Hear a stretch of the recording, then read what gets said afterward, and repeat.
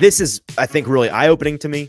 It is crazy how Jekyll and Hyde this team is home and away.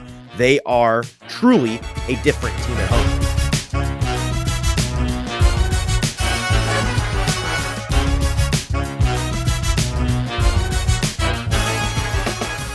Welcome into the Hot Read Podcast. I'm your host, Easton Freeze, Director of Published Content here at BrawleySportsMedia.com. We're also brought to you by the 440 Podcast Network.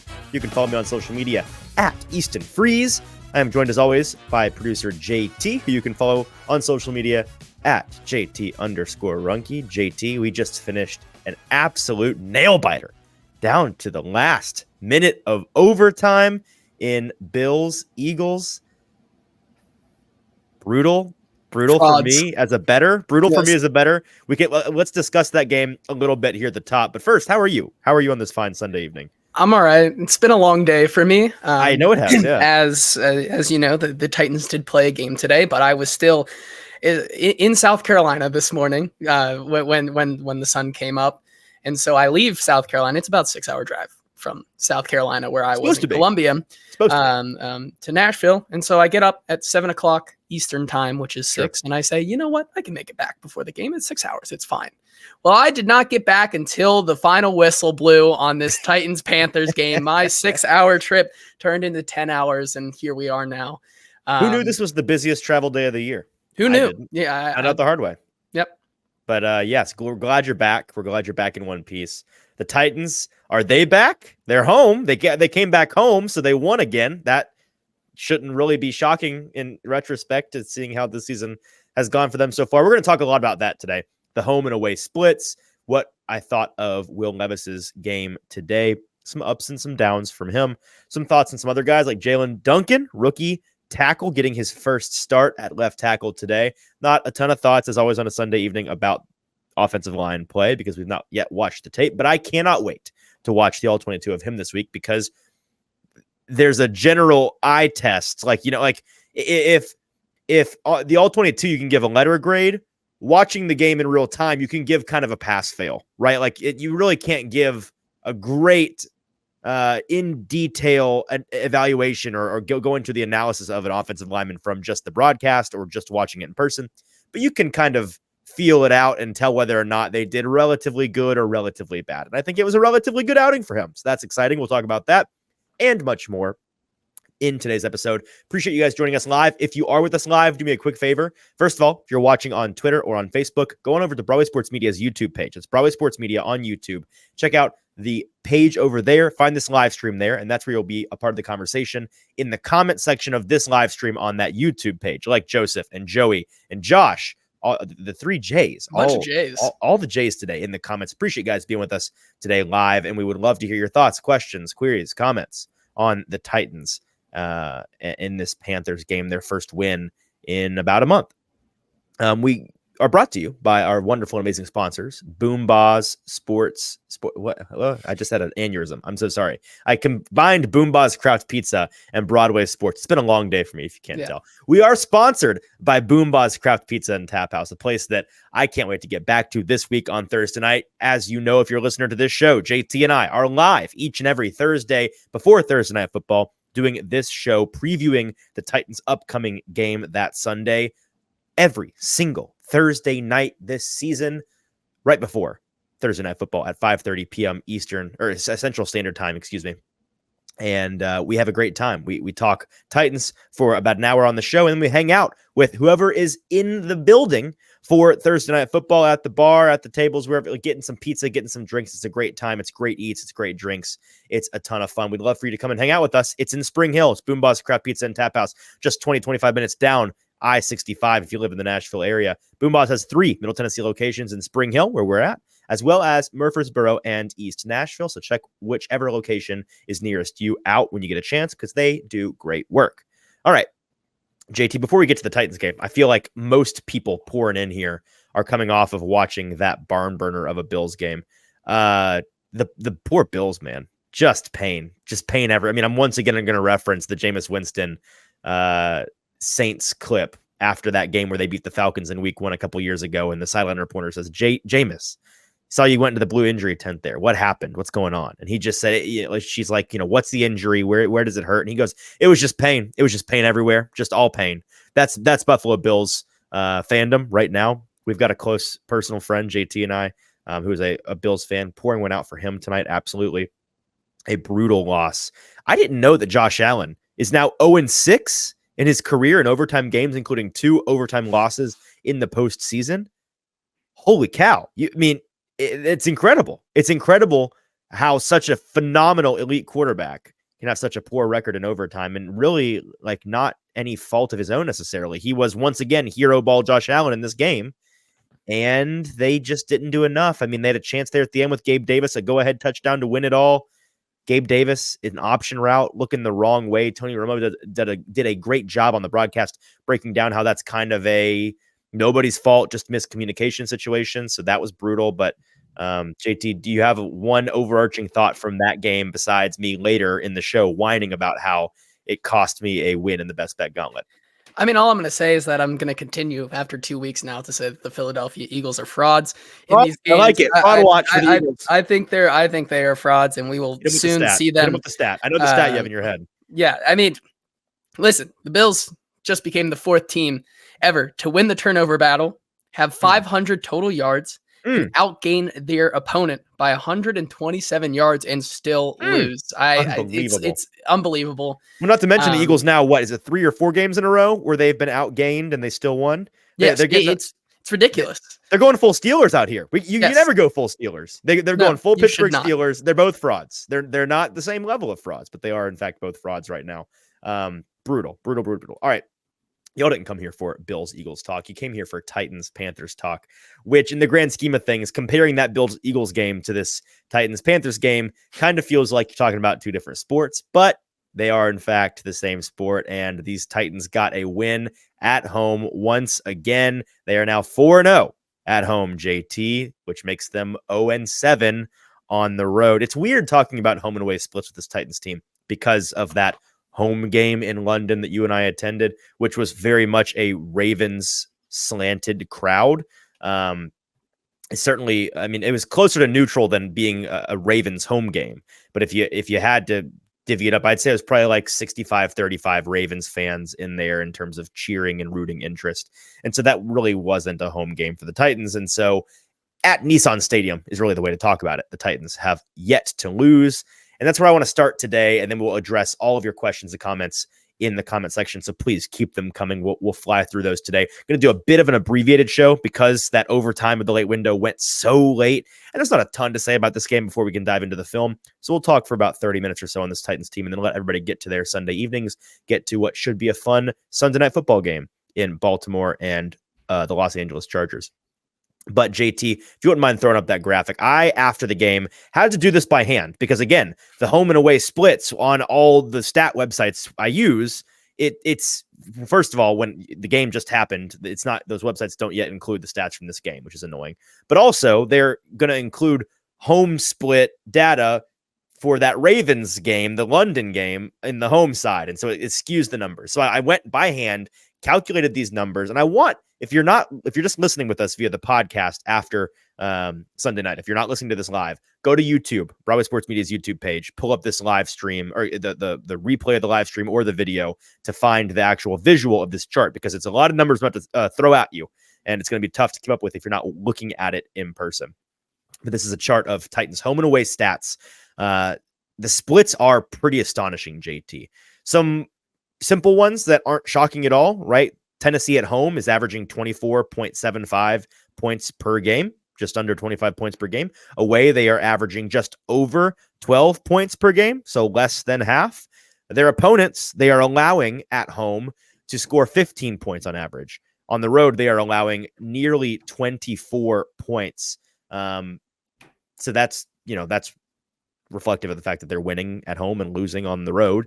Also reflective of wins and losses is the total yards. At home, Tennessee is outgaining their opponents on average per game, 345 yards to 288. On the road, they're being outgained 249 to 362. But then we get into some more detailed statistics, and this is really where we paint the picture of what is going wrong. And I don't want to mislead anybody. I'm not going to go through all these numbers and then at the end give you the key to what exactly is the reason behind the Titans playing better at home than they are on the road.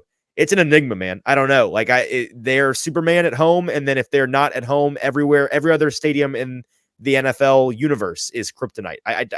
It's the little things, right? And it's hard to say it's a coincidence, and there's not more to it. Maybe it is true that this Titans team is just a little bit soft. Maybe it's true that they don't travel very well. And if you think that's the case, whatever you think the case is, give me your best theories in the comment section right now if you're listening with us live as to what you think is the main issue for this Titans team on the road as opposed to at home. But it's a lot of little things, right, JT? It's the red zone efficiency.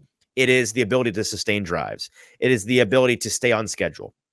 It is the turnover differential. So let's look at some of those numbers, right? The first of these statistics that really jumps out off the page is that turnover differential at home, a +1 turnover differential. And this is for a team, by the way, that we've talked about in recent episodes is near the bottom of the league in terms of turnovers given away, which is good, and turnovers taken away by your defense, which is bad. So they've not a lot of turnovers to speak of at all in this Titans season from them or their opponents. But there have been a couple, and at home, they have a +1 turnover differential. That's a recipe for success. On the road, JT, -5. They're giving the ball away far, far more often on the road, and that's a recipe for losses. So that's a part of it. Another part of it, their red zone efficiency. This was staggering to me because I knew in my head, anecdotally, like, yeah, they're scoring more touchdowns at home. They're being more efficient in the red zone at home. I didn't know it was this bad until I sat down, pen and paper, jotted it out. At home, Tennessee is 8 for 11 in the red zone, 73%. That's amazing. That would be first in the league right now. It'd be first in the league most seasons. It would be even significantly better than their top of the league average the past couple of seasons that we're talking about all the time, where it's like, where'd that team go? They were so good at it. This would be even better than that. 73% is a number that's so crazy. You're like, if we were talking about this Titans team actually being at 73% through like 3 or 4 games of the year, we'd say that's unsustainable. That's going to regress dramatically. Like, there's no way you can't keep that up. That's crazy. Their opponents, in terms of the defense being, stout in the red zone, allowing field goals instead of touchdowns, their opponents are 5 for 10 in Nissan Stadium, which is a 50% clip. On the road, JT, so the Titans 73% clip in the red zone at home. On the road, that drops down to 20%. They are 4 for 20 in the red zone on the road. 4 for 20. 1 in 5 times they get into the red zone, they find the end zone on the road. At home, it's 3 out of every 4 times. And their opponents aren't great on. I mean, this is to go all the way back, folks that have been listening to the show every episode for a while now. You know that I've been on this. The Titans defense is not good this year. They are underperforming. And also, they've been doing enough to win these games for the Titans offense.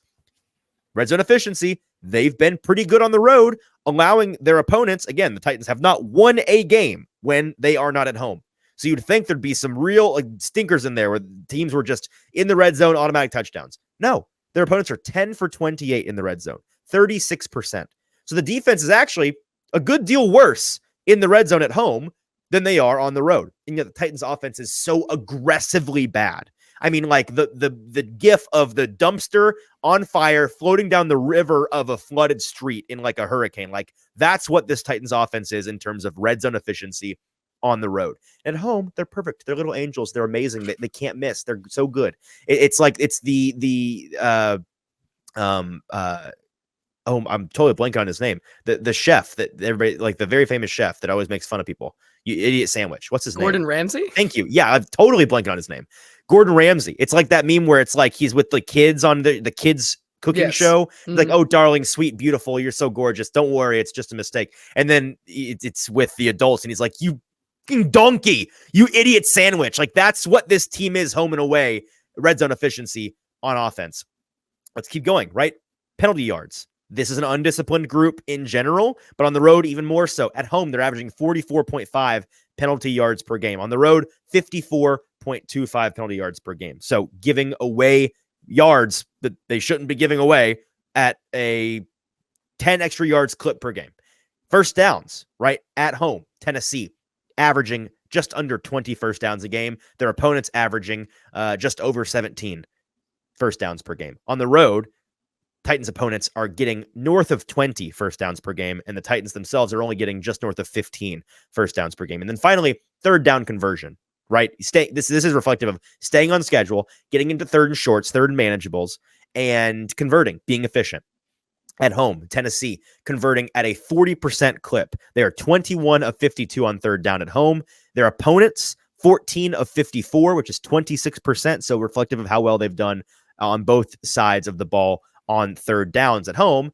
On the road, Tennessee drops down, matching that opponent home number of 26%. Well, Tennessee on the road is 26% on third down, 21 of 80. Their opponents, almost 50% on third down, 47%, 46 and 97. So there's a couple of these that really tell the tale for me. It's that third down conversion rate, right? Both sides of the ball, that their efficiency and ability to stay on schedule. It's their turnover differential, hanging on to the ball. You're going to lose ball games when you give the ball away. And most of all, it's that red zone efficiency. It's reflective of their ability to protect the ball, their ability to be efficient in the red zone, and their ability to be efficient on third downs. And you can sprinkle in there the penalty yards because this is an undisciplined group. So this is, I think, really eye-opening to me. It is crazy how Jekyll and Hyde this team is home and away. They are truly a different team at home. And we asked a couple of the players and coaches after the game today, like, what's going on? Why is that the case? As Joseph in the comments says, I guess on the away games, they just forget to coach better and play better. That's got to be what it is, Joseph. Well done on your part. But Will Levis, we asked him and he said, I don't know. And clearly was at a loss for words and just said, I guess we have great fans, which is fun spin. Well done, Will. But JT, do you have, what do you make of these numbers? What do the people in the comments make of these numbers?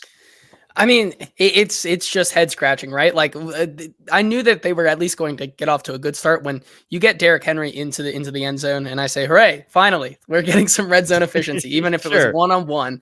But then they continue to do that, right? You're getting these, and I think just on a whole, it's very interesting to look at this game because, I mean, their stats, like they did, like Carolina, worst team in the league right now, but the way that they're playing at home, regardless of competition, whether it be a Cincinnati team or or the Los Angeles Chargers team or this Carolina team, they're all playing that's what's most just confusing to me, is that it's not because of the opponent. It's just because like, it doesn't matter how different of an opponent you're playing. They're still just giving these same numbers at home versus away, which is pretty mind boggling to me.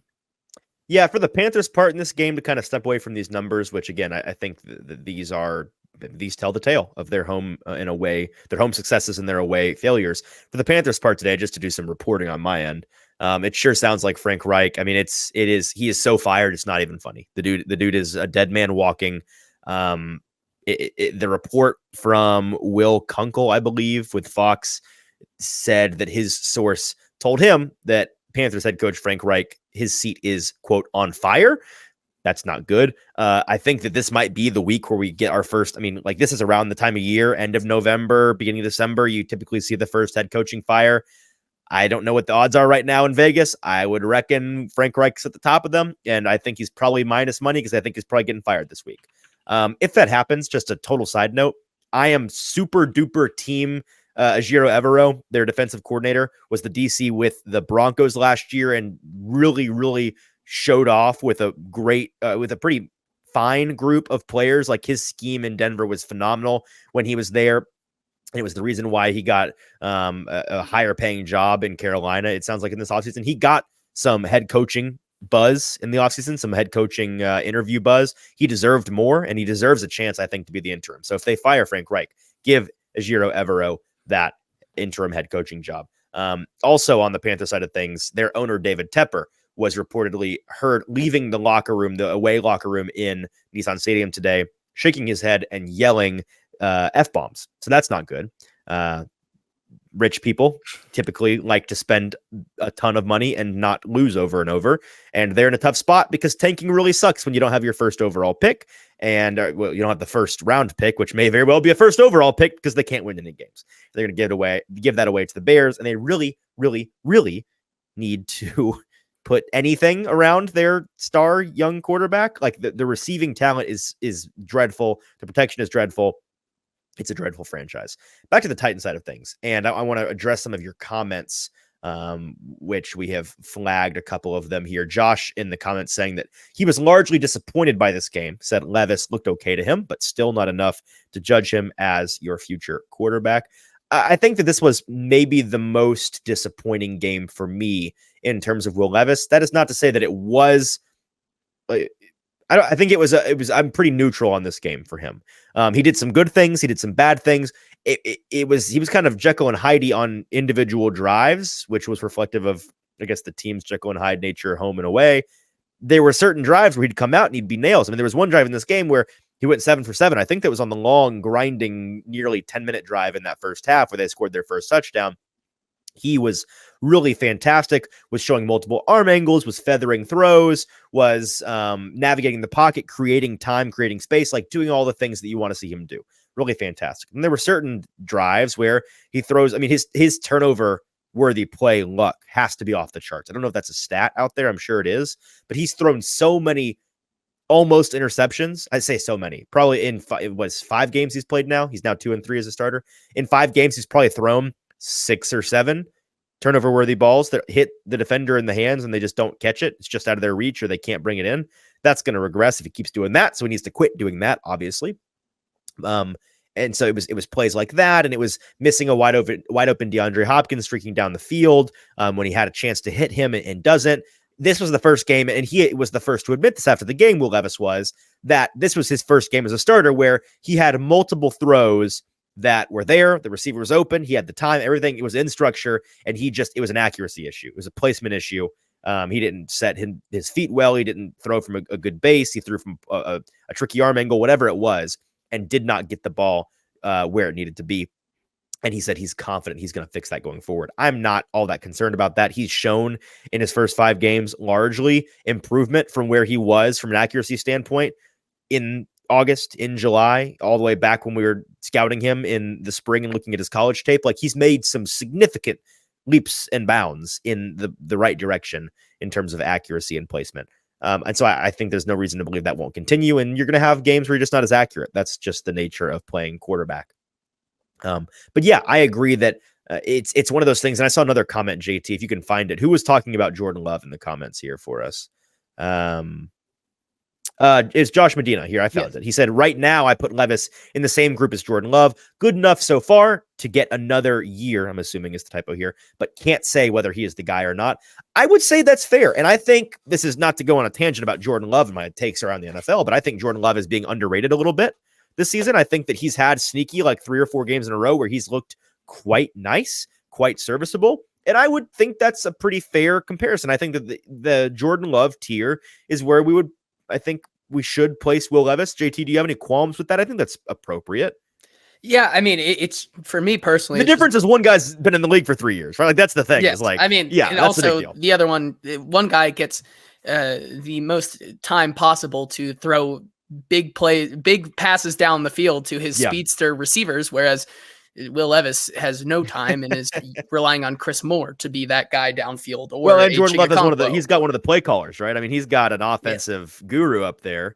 So there's some differences there, but I think in terms of talent, that's fine. I like where you're coming from. I do agree that that's kind of the tier right now. I think it's going to be interesting, especially as we start to see a lot of these divisional games come up against like the Colts and 2 games against the Texans, where I think for what it's worth, like seeing a comparison between Bryce Young today and Will Levis really doesn't do it any service, in my opinion, just because of how just like bad both of these offensive lines have been this season. So it's really hard for me to judge them both. I didn't know it was possibly worse than the Titans offensive line, but the Panthers came into town today and they said, check this out. And they blew my mind. Yeah, they really did. And it'll be interesting when they go up against a team like the Texans right now with CJ Stroud, who is lighting the world on fire. And then also in a week or 2 weeks or so, when they go and play a Miami team that is going to put up points on this team, how does Will Levis respond? How is he going to, obviously 100%. In that game plan, you're going to have to throw the ball. That's where I'm interested to see what Will Levis can show me next. That's where I was going to take this conversation. I'm glad that we're on the same page here. Cause yes, as this season is largely a fact-finding mission, and we want to see Will Levis in I want to see him in as many different variety of scenarios. That's what we need, is get him in as many different types of games as humanly possible. That was a very broken sentence, but you get what I'm saying. He needs to be put in different spots. He needs to be put in a situation like today where he's trying to protect a lead. And yeah, they were stagnant in the second half, and that was not any good. And they got to be better than that. Offensively, he joked in the post-game presser that he feels like they gained more yards on that long grinding 90+ yard touchdown drive to start the game, or at the beginning of the game, their first touchdown. He felt like they gained more yards and ran more plays in that drive than they did in the entire second half, which I don't think is true, but it's really close to it. Like, that's essentially the truth. But I want to see him in a game like a Dolphins game where we're expecting the game script to call for him to throw the ball. Because he threw the ball today 20 some odd times, 24 times off the top of my head. I'm guessing that sounds about right. I believe that's around right. Yeah. Like 19, 20, something like that. He's going to have to throw the ball twice as many times against a Miami team to stay in the game. And it's difficult because I want to see him in that situation 100%. But if that situation also means he's having to throw the ball a ton, and also he's got no time to throw, and he's got no open receivers, and he's just getting murdered back there. Like, if it's a Cleveland Browns-esque game situation for this Titans team, then it will be infuriating because it'll be impossible to judge him given the circumstances, right? So how many times did he throw the ball today? He actually threw the ball today 28 times. So 28. Okay. So more than I thought. But again, you're going to need close to, if not double that, against a team. 35, at least 40. Right. If Miami's putting up 30+ points, you're going to throw the ball quite a bit. Unless their run defense just doesn't exist. And we've seen this Titans run offense is mediocre at best right now. Some more comments from you guys, just kind of pouring through here. Joseph said he saw more bad than good with Billy Jeans. Sure missed some throws, but I like what I have seen. Yeah, I mean, I disagree that I saw more bad than good. I think when we review the tape, you're going to see some of those grinding drives, especially in the first half. I see. So Joseph, yeah, he had it backwards. More good than bad. That makes more sense. Yeah, I think that's where it is in this game. I'm glad that he struggled. I think you need to struggle as a quarterback. I could tell in the post-game press conference that he was not super fond of the game that he played. That's good. You got to make mistakes to learn in this league, and that's one of those things that I think he'll benefit from in the long run. But the Titans do get the win. Kyle saying in the comments he's done enough to get another year with hopefully better offensive line and a new weapon or two. And as was mentioned by Joey at the top of the show, the Titans with this win do drop to 9th in the draft race as of right this second on Sunday evening, pending this Chargers-Ravens game in Sunday Night Football in a couple, actually going on right now, I suppose. That could drop them to 10th, depending on what the Chargers do. I've been saying this on Twitter and getting a lot of hate for it. JT, that Michigan-Ohio State game yesterday, very popular, very fun game. A lot of Titans fans rightfully entranced by Marvin Harrison Jr. and what he could be in the NFL. I tweeted, you're right to be just intoxicated by what this guy can do, but I think you're wrong, Titans fans, this is the important part. This is the draft. It's November. We know nothing. If you know me, you know I'm big on no definitive draft statements anytime soon. But in my opinion, I think the Titans probably aren't going to get a swing at him or get really close to that. And this 4th win for them could have really been all it took to remove yourself from the Marvin Harrison Jr. sweepstakes. And so if you think they lose out the rest of the way and maybe 4 wins is enough to be in that top 5, cool. I don't think, you saw how this team, you saw the numbers at home. I think that they're going to win at least 1 or 2 more games this season, and it's going to get them right around where they were picking last year at worst. That's what I think the floor is for this Titans team this year.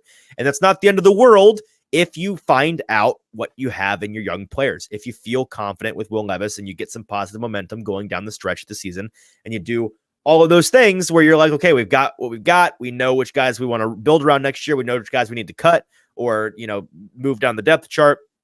We've got a gajillion dollars to spend in free agency and some high draft picks. Let's rock and roll. That's not a bad spot to be in. We can, any more thoughts from the comment section on Will Levis here, JT? Yeah, Joseph just has one here where he says, I feel like Will Levis is totally capable of doing more, but doesn't have the full trust of the coaching staff yet. I'd like to see him take the training wheels off, put the game in his hands. I think it's an interesting question because as I watched bits and pieces. Do you agree with that? Do you think? It's tough for me because I feel like there's a case for it and a case against it. Like I see yes and no. And I think that has to do a lot with just kind of this, like we've been saying all season, Tim Kelly getting more consistent / this team just not having enough talent to actually make Tim Kelly's system work. So like, yes, I think like, would I love to see Will Levis be able to sling the ball a little bit more and like put the game in his hands? Yes. Do I think he ever will have the opportunity to do that because of how little time he has to operate in the pocket? Yeah. I don't know. Yeah, that's fair. Sorry, just reading these comments. Yeah, no, I agree with what you had to say there. I think we can go ahead and move on to some other players on this team. But sorry, I'm filibustering here because I knew I had one more thing. I remembered it. The one thing in this game, which was the latest addition to me being surprised by their willingness to put the ball in his hand and see what he can do, was that, what was it, 30 something second, 40 something second, however long they had on the last drive of the first half where they marched down into field goal range and Nick Folk hits from 50. That was a situation where the old Titans, or maybe the Tannehill Titans, or certainly the Malik Willis Titans, they would almost certainly, in my experience, I was expecting them to just, we'll kneel it out, we'll go to half, like whatever. It's fine. It's not enough time left. Or maybe we run a couple plays, but it's like, short distance. We try to break off a run. Like we're not going to put the ball in harm's way, passing the ball downfield. They immediately and repeatedly on that drive put the ball in Will Levis's hand under center in shotgun, let him throw the ball down the field, get guys open. And even with like 15 seconds left on that last throw to NWI across the middle where they finally get into range, that was a big boy throw with not much time on the clock. They run up and clock it. Like that was the kind of thing where you're like, okay, this Titans coaching staff is absolutely willing to put the ball in his hands. They are absolutely willing to give him a chance to make or break a game and see what they've got in him. Like they're on that fact-finding mission with us. That's a good thing. So I think that is something that is positive for this Titans team and well done by the coaching staff. Just a couple thoughts on some other players before we get out of here. Jalen Duncan, I think that he passed today. I cannot wait for that all 22 to come out tomorrow and for me to watch some of those snaps with scrutiny. But as Todd Apple in the comments asks, are Jalen Duncan and Dylan Radins your starting tackles the rest of this glorious year? I certainly hope that they are. They should be. There's no reason to see Andre Dillard again, and Chris Hubbard is, he's done for the year, unfortunately, with an injury. So that's a situation where, unless Peter Skoronski is going to bump outside, which, I'd love to see, but it's not going to happen, those should be your guys, barring one of them just falling off a cliff. I think they both were fine today. You got your Dylan Radins 1 false start penalty per game out of the way pretty early in this one, so that was good. But he is penalty prone. This offensive line group is the brutal combination of bad and undisciplined. He had 3 separate false start penalties, pre-snap penalties from 3 different offensive linemen today. You can't be doing that when you're also a really crappy offensive line, putting yourself behind the sticks, getting out of phase. Getting off schedule, it screws you. And that's what we saw that a couple of times in the second half. And that's why they never put any more points on the board after the halftime bell rang. But Duncan, I was generally impressed by. Again, not only do I want to watch some of the film, but I want to see who was going up against him a lot. I didn't notice, again, this is all so subject to change based on film study. I didn't notice them dedicating a ton of chip or tight end help to him on that left side. I felt like they were trusting him on an island at least as much as they were with Andre Dillard, if not a little bit more. And if that's the case, and he still didn't give up a ton of pressures or hits, great. That's awesome. And that's a promising thing for him moving forward as a developmental tackle that you may, there's a lottery ticket. You may have hit on him if you feel like by the end of the season, you can rock and roll with him at one of your tackle positions. That's phenomenal. And it accelerates this team's timeline a good deal, I feel like. But JT, from what you saw in the game, do you have any thoughts before we look into the film on Jalen Duncan? Do any people in the comments have any thoughts? Not really. We don't have a lot of thoughts on that in the comments right now. Like you said, it's going to be, at least for me, who used a lot of the voice of Mike Keith today to understand how this game was Visual going. Images. As I sat in 2 hours of standstill traffic in Knoxville today. I think the one thing that the 2 things that, at least for me, that caught my eye. One, Chigakonkwo had a good game. Hey, he didn't drop the ball today. How about that? That was a good one. And 2, as everybody is saying in in the chat right now. There we go. Ryan Stonehouse is good, and that was the most apparent thing for me in this game, as Mike Keith just kept saying, Stonehouse end over end kick. This is a high one, and I was like, oh, good kick. There we go. All right, it was. Perfect. He was on a clinic today. It was a Stonehouse day. Yes, exactly. I think the pass rush also deserves their flowers from this one. Yes. Again, low bar.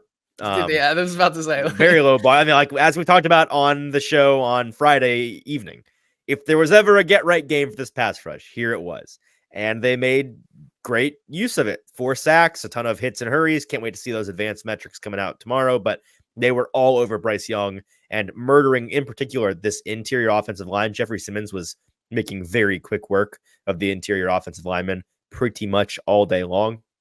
And they got home a couple of times. And really, I mean, you think about it in retrospect, they win 17-10.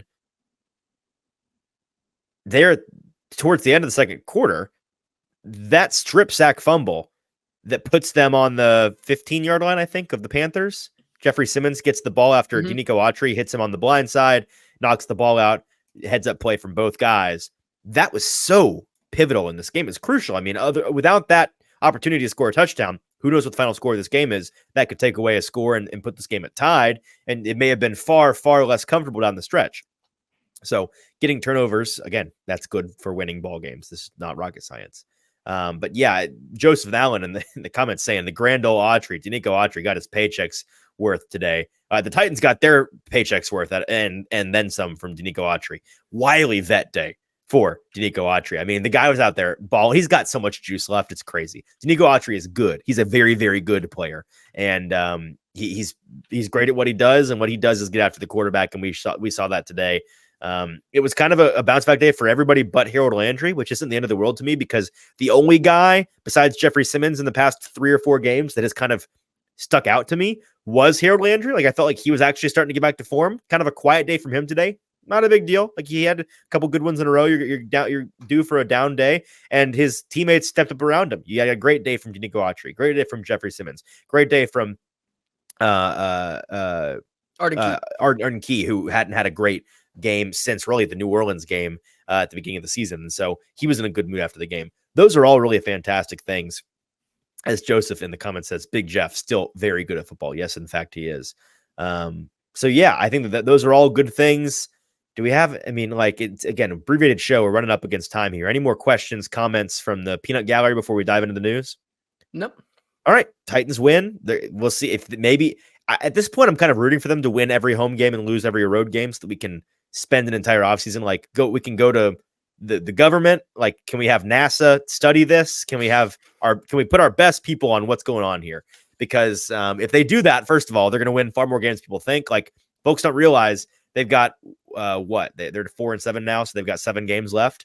4 of their remaining 7 are at home, a couple of those in a row. So that's like they've got a lot of road games left. They're gonna have to start sucking on the road if they want to lose games. Like, those of you that are all in on the tank, all in on the draft pick, you better hope that they figure out how to lose at home as well. So far, they are incapable of it.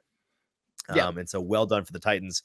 Well done for this team getting back on track and getting a win. And with that, let's get to producer JT with the news. Yeah, and let's do our AFC roundup here at the top of the show here. The Jaguars stay atop the AFC South as they defeat the Texans 24-21 today. The hair of their chinny chin chin. Very much. If Kaimi Fairbairn was once again not injured, he hits both of them every single time. But really, CJ Stroud continues to shine and is making both of us eat crow on Tank Dell as that connection continues to shine there. Stroud, I think both of us have never been as wrong about a player ever, and it's not really close, than we are about Tank Dell. He's him. We said he was small and slow and that he'd be bad in the NFL. Oh boy, we look so foolish. So foolish. Well done, Tank Dell. I'm so proud of him. CJ Stroud, 26 of 36 for 304 yards and 2 touchdowns today, and Tank Dell taking 5 receptions for 50 yards and a touchdown today. They continue to look good. When they play the Titans, oh boy, it's gonna be an interesting time against those two. Titans better. I mean, if there was a team that would come into, because they play them at home relatively soon, it's the Colts next week. Whenever they play the Texans at home, maybe that's the week the Titans figure out how to lose at home, because that Texans team, they're good, man. They're a good team, and CJ Stroud is on God mode right now. The dude is nails. It's really crazy, and they came literally inches away. And from winning that game. Speaking of the Colts here, Sure. as Joseph says here, Tank Dell is yucking y'all's yum right here, kind of no, coming back on you. I like the callback, Joseph, but absolutely not. Yes. I mean, like, I love when guys prove me wrong in a good way. Like, I root for people to be good. I like for them to be good. I hate when I'm proven wrong and a guy sucks. That stinks. But like, if I think you're gonna stink, I don't like being negative. Prove me wrong. Go be great. Tank Dell did it. So well done. Yeah, moving on. Speaking of the Colts here, the Colts defeated the Tampa Bay Buccaneers today, 27-20. Gardner Minshew continues to look just below average. He is a backup, but Jonathan Taylor was the star of the show this week, getting 2 touchdowns and kind of getting back to that Jonathan Taylor form, only for him to probably meet the Jonathan Taylor Titans voodoo next week, where they just seemingly shut him down. But we'll have to see on that one. And with that win today, the standings right now are the Jags atop the AFC South 8-3, the Texans and Colts both 6-5, and the Titans at 4-7. All right, is that it for our news? So the best bet gauntlet recap here. Yeah, we have the best bet gauntlet. Oh gosh! All right, what do we got? So I went 2-1 on the day. Obviously, as I already said, Kaimi Fairbairn's there. I win this one easy. Yep, like that. Sure. That is how it is. We take 2-1. Easton. Sure. However, you're currently waiting on this Baltimore game, but you are currently 1-0-1 after not getting your hook with the Bills there at the final buzzer and having to push. I'm kicking myself in more than one way because, as I said when we picked these on Friday, I was a bozo and didn't we have a system in place for us to lock these lines in. Yes, I personally took Bills plus 3.5 early in the week because I wanted that hook. I thought it was one of those things where I thought to do it. And I was like, I'm going to do that. I'm going to tweet it out. I'm going to claim this. And then I didn't. And then I couldn't get it. And it never came back. And then you get to the game and it's like that whole, they're winning by 10, second half, third quarter, they're still winning by 10. They're putting up a lot of points. They get to overtime. They get the ball first. They score all these things. And then just pain, just suffering and pain. Brutal. Tough, but you know what? If I go 1-1-1, that's gonna really, really piss me off. If I go 2-0-1, we take those. Like I said, 2-1s we take, 2-0-1s we certainly take. And all in all, a good week for us in the best bet gauntlet. All right, that is producer JT with the news. That is our show today. Again, a little bit of a quieter one, a little bit of a shorter one for you today. Not a ton of super detailed statistical breakdown as we typically do. That's because we had kind of a weird day and there wasn't a ton to talk about this game in general, but can't wait to get into some of the film, talk about Titans again on Tuesday afternoon live. We're back to our regular schedule now that the holiday is behind us. We'll be live Tuesday afternoon here on the Hot Read podcast, talking Titans. And then on Thursday at 5:30 p.m. Central Standard Time, we will be live at BoomBozz Craft Pizza Taphouse, previewing Titans Colts, the rematch of the division series here in Nashville this time, coming up in week 13. Until then, do us a favor, follow the show on Twitter, on TikTok, and on Instagram, all at the same handle, which is at Hot Read Pod on all of those social media accounts to get great content from the show, as well as updates about when the show is going to be live and news and information and all the things you need regarding the Titans and regarding this fine program. And then follow us on YouTube, subscribe rather, at Broadway Sports Media's YouTube page. The subscription count is climbing. We appreciate you guys doing that for us. Continue to subscribe. Again, it is free to you and it's very helpful to us. It'll help you get notifications for all of our videos and content as well. So please go subscribe for free and it helps us out. We'd love to get that number up and up and up and get to 1,000 subscribers as soon as possible. So thank you very much for that. Until Tuesday, when we're talking Titans, breaking down this game in more detail. For producer JT, I'm your host, Easton Freeze. This has been the Hot Read Podcast. Enjoy your Sunday night. We'll talk to you later.